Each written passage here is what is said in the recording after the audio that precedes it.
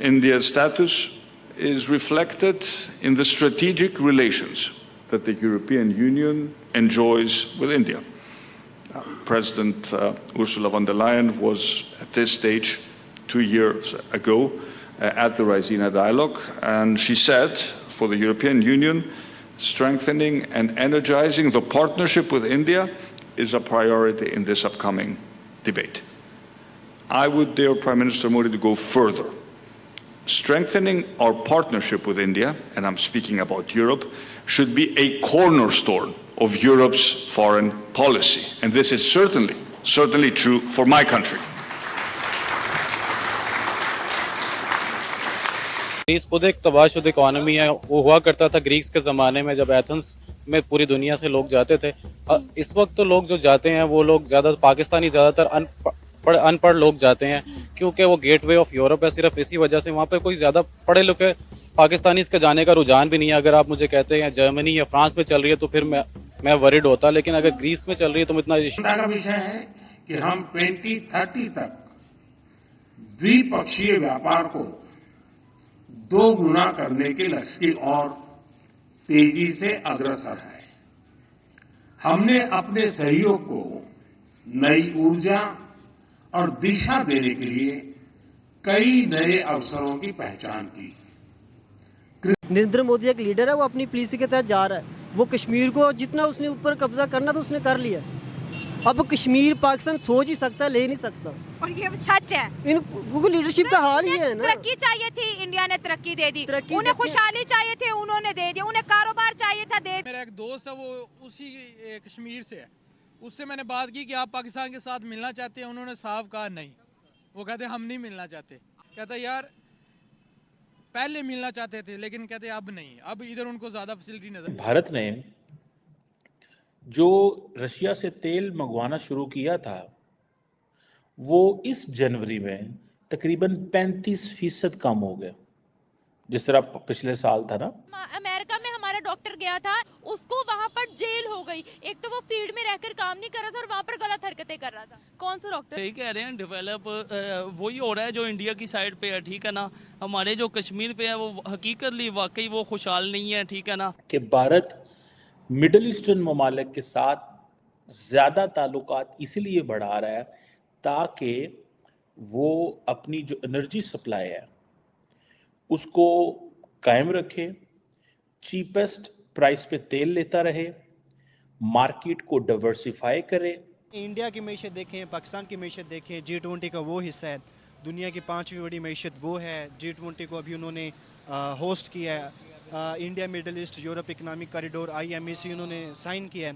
कोई कारोबार नहीं है, कोई कुछ नहीं है। ये गवर्नमेंट ये पाकिस्तान को नहीं संभाल सकती, कश्मीर को क्या संभालेगी? ये इसलिए कि उनके हवाले कर दे, इंडिया के हवाले कर दो कश्मीर। इस तरह ही है। वो देखभाल कर रहे हैं, इनको कर रहे, वो अपनी तरफ कर रहे हैं। तो हमारी तो ये कैसे करेंगे? बिल्कुल इनको कोई ऐसा कोई नहीं कारोबार नहीं है उधर, बिल्कुल जीरो है ये हुकूमत, जीरो। जय हिंद दोस्तों, स्वागत है आपका हिंदुस्तान 1 में।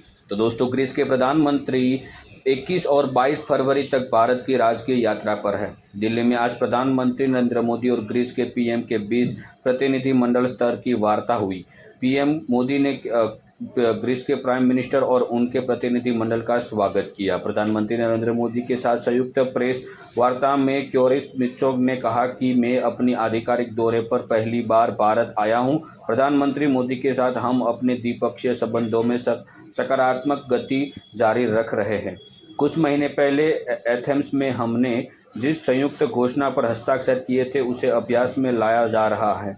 जैसा कि PM मोदी ने कहा, हम सभी क्षेत्रों सुरक्षा, रक्षा, निवेश, व्यापार, विज्ञान, प्रौद्योगिकी, शिक्षा, कृषि और पर्यटन की दिशा में तेजी से प्रगति कर रहे हैं। उन्होंने आगे कहा कि हम 2028-29 के लिए संयुक्त राष्ट्र सुरक्षा परिषद में भारत की उम्मीदवारी का समर्थन करते हैं। भारत और ग्रीस कई पहलू से एक दूसरे से काफ़ी करीब है। हमारे विचार उस पुल की तरह काम करते हैं जो हमें करीब लाता है। दुनिया का सबसे पुराना लोकतंत्र और सबसे बड़ा लोकतंत्र एक दूसरे के साथ सहयोग और साझेदारी स्थापित कर रहा है। तो चलिए दोस्तों, हम आगे वीडियो में देखते हैं पाकिस्तान मीडिया की ओर से जो रिएक्शन आ रहे हैं। इंडिया क्या सोच रहा है और दुनिया को इंडिया में लेके आना और कहना, जैसे म्यूनिक सिक्योरिटी कॉन्फ्रेंस है, जैसे आपने डेवोस सुना होगा, इसी तरह रशिया भी एक कराता है। ये एक ट्रेंड है जो है वो इमर्ज हो गया है। पाकिस्तान में भी एक मार्गला डायलॉग होता है जिसमें दुनिया के 2-4 मुल्कों से लोग आ जाते हैं, क्योंकि पाकिस्तान ज़्यादा या चाइना से आते हैं या रशिया से आते हैं, कोई अमेरिका से एक आधा आ जाता है, लेकिन वो एक और स्टाइल का वो जो होता है। लेकिन आपने एक चीज़ नोट की है कि दुनिया के जितने मेजर डायलॉग्स हैं वहाँ पे पाकिस्तान एब्सेंट है। डेवोस में पुराना पाकिस्तान को बुलाया जाता है, पाकिस्तान वहाँ पे जाता है, लेकिन what can we contribute and how important it is. Normally मेरी नज़र में पाकिस्तान के मीडिया के लोग, हुकूमत के लोग तो अब फॉरेन ट्रिप्स ढूंढ रहे होते हैं कि कब फॉरेन ट्रिप मिले स्टेट स्पॉन्सर्ड, कब फॉरेन ट्रिप मिले बैरून मुल्क और भाग के हम वहाँ पे जाएं और फिर 8-8 10-10 दिन वहाँ पे गुजारें और अपनी इंगेजमेंट्स करें और छुट्टियाँ भी मनाएं और सरकारी खर्चे पे घूम फिर के भी आएँ। रेजीना डायलॉग जो है, ये जो डायलॉग है, जैसे मैंने बताया, एक एनुअल कॉन्फ्रेंस है जियो पॉलिटिक्स एंड जियो इकोनॉमिक्स पे, और जो कॉन्फ्रेंस है ये हर साल दिल्ली में होती है, जहाँ पे पूरी दुनिया के politicians, business, media, civil society आते हैं। आई थिंक पिछले साल मेरा ख्याल है इन्होंने बुलाया था, पिछले साल आई थिंक EU की जो हेड थी उनको बुलाया था। अब होता क्या है कि ये जो डायलॉग है बेसिकली, ये जो इसकी जो स्ट्रक्चर है, इसमें डिफरेंट स्टेक होल्डर्स आते हैं, डिफरेंट सेक्टर्स पर डिस्कशन होती है, हेड्स ऑफ स्टेट होते हैं, मुख्तलिफ मुल्कों के कैबिनेट मिनिस्टर्स होते हैं, और ये थॉट लीडर्स पूरी दुनिया से इकट्ठे करते हैं, मीडिया, एकेडेमिया से, और वहाँ पे बैठ के ये गपशप मारते हैं कि भाई क्या हो रहा है, दुनिया किस तरफ जा रही है। इस साल का जो थीम है वहाँ पे, और मैं पाकिस्तान पे भी आता हूँ कि पाकिस्तान क्यों इस सारी गेम से बाहर है। इस साल 2024 का जो थीम है, ये क्या करते हैं कि ये साल के शुरू में कर लेते हैं, जैसे अभी इन्होंने कर लिया, ठीक है जी। इस साल का जो थीम है वो है Chaturanga, conflict, contest, cooperate, create, ठीक है जी।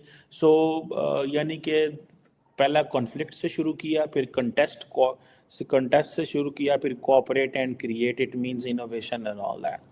अब ये 3 दिन की कॉन्फ्रेंस है, पूरी दुनिया से हज़ारों लोग आ रहे हैं, हज़ारों लोग इकट्ठे होंगे इस जगह पे, और ये आप इमेजिन करें, मैं तो समझता हूँ कि जिन टॉपिक्स पे ये बातें कर रहे हैं वो टॉपिक्स तो पाकिस्तान के किसी मेन स्ट्रीम में आपको नज़र में भी आएंगे।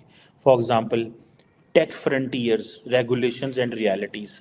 अब फॉर एग्जांपल रिसेंटली आपने देखा होगा कि अमेरिका के अंदर एक टिकटॉक के जो CEO हैं, अब उनकी कांग्रेस वाले उनकी बड़ी क्लास ले रहे हैं, सवाल जवाब कर रहे हैं और कह रहे हैं कि तुम हमारा कोई डाटा तो नहीं चोरी करके ले जा रहे, तुम क्या कर रहे हो, तुम लोगों ने कितनी पेनिट्रेशन की है हमारे मुआशरे के अंदर, कितना डाटा चोरी किया है, इस तरह की बातें हो रही हैं। सो टेक फ्रंटियर्स के हवाले से एक डिस्कशन होगी, डिफरेंट सारी बातें उसमें लोग होंगे। देन पीस एंड प्लानट के हवाले से इन्वेस्ट एंड इनोवेट, वो कह रहे हैं इंडिया अपने मौक़िफ़ देना चाहता है कि पीस है विद द प्लानट, कि प्लानट के साथ, अमन के साथ रहें। सो रशिया को भी स्नब कर रहे हैं, अमेरिकन को भी, सबको भी। इन्वेस्ट एंड इनोवेट मींस कि आइंदा आने वाली जो सोसाइटीज़ हैं उनमें इन्वेस्ट करें और इनोवेशन करें जितने ज़्यादा ज़रूरी हैं।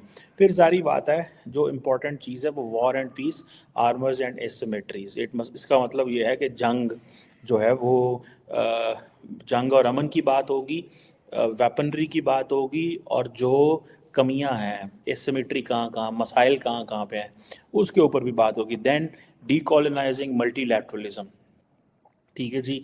इंस्टीट्यूशंस एंड इंक्लूजन, मतलब कि मल्टीलैटरलिज्म को कैसे डीकॉलोनाइज करना है। ये देखें, ये बड़े इंपॉर्टेंट नैरेटिव्स हैं। I have not heard these narratives in Pakistan.